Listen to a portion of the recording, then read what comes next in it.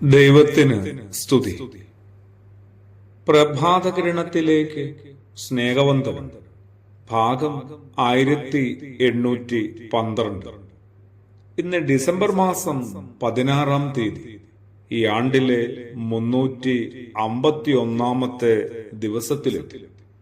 ഈ ആണ്ട് തീരാൻ ഇനി 15 ദിവസങ്ങൾ കൂടി ഉള്ളു കേട്ടോ.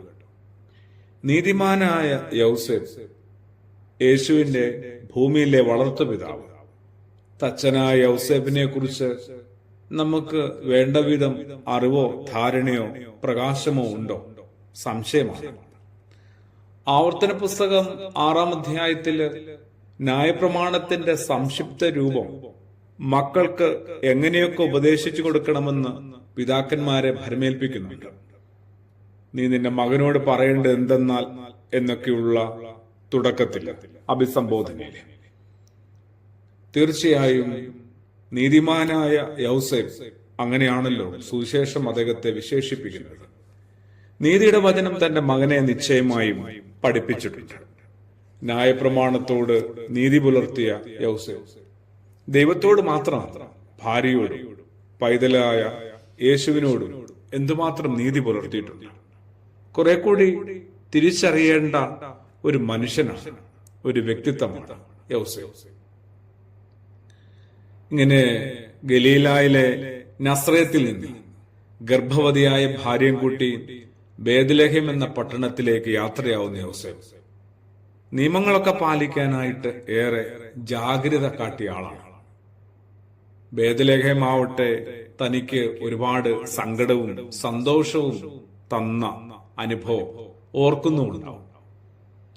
ഏകനായി നിന്നുകൊണ്ടാണ് അധ്വാനത്തിന്റെ മഹത്വമൊക്കെ അറിയാവുന്ന യൗസേപ്പ് എന്ന് പറയുന്ന പിതാവ് തന്റെ ഉത്തരവാദിത്തങ്ങളൊക്കെ നിർവഹിച്ചത്. ഷൂസെ സരമാഗു പോർച്ചുഗീസ് എഴുത്തുകാരനാണ്, നോബൽ സമ്മാനമൊക്കെ ഇട്ട് എഴുത്തുകാരനാണ്. അദ്ദേഹത്തിന് നോവലുണ്ട്, the Gospel according to Jesus Christ. ഭാവനയാണ്, എഴുത്തുകാരന്റെ വെറും കിനാവാണ്.